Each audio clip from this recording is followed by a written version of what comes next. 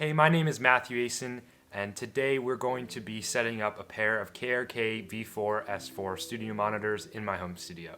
So recently, Performer Magazine and KRK sent me a pair of these speakers to check out in the studio and make some content for you guys. If you haven't seen the previous video where I unboxed the speakers, make sure to check it out on the Performer Magazine YouTube channel. Without any further ado, let's get started. The first thing that we're going to do today is set the controls on the back of the speaker. So in the next video of this series, I'm going to go into more detail on what each of these controls do and the possibilities with them. But for today's video, I'm just going to briefly go over it. So for the EQ settings, I'm going to keep them at the default setting as that's going to fit my studio the best for now, and if needed, I might make adjustments in the future, but that's definitely a good starting point. The dB attenuation is going to be set to the default setting as well. And for the switches, here are the settings I'm going to use. This is going to allow me to have the lights the way I want, to take a good line input from my interface, and also to have the proper grounding for my studio.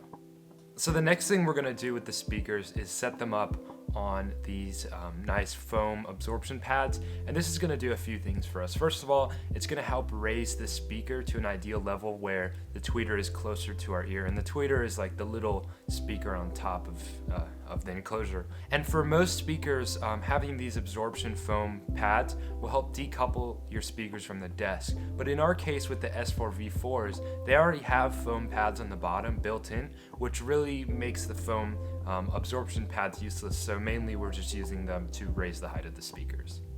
While setting the speakers up, I noticed a certain robust quality to them.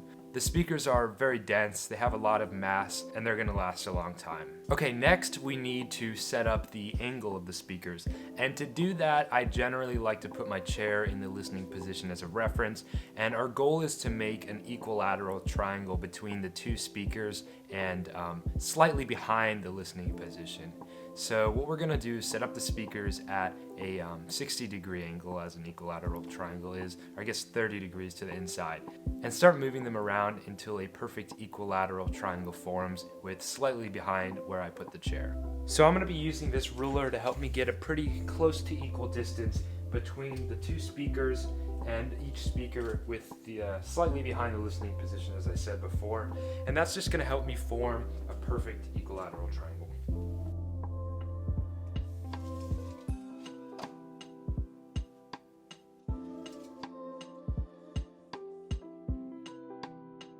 So here's my final speaker setup.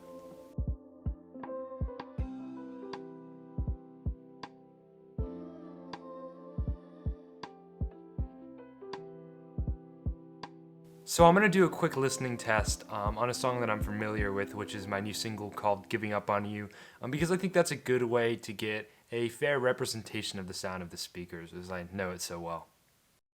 Giving up on you. Wow, so they sounded great.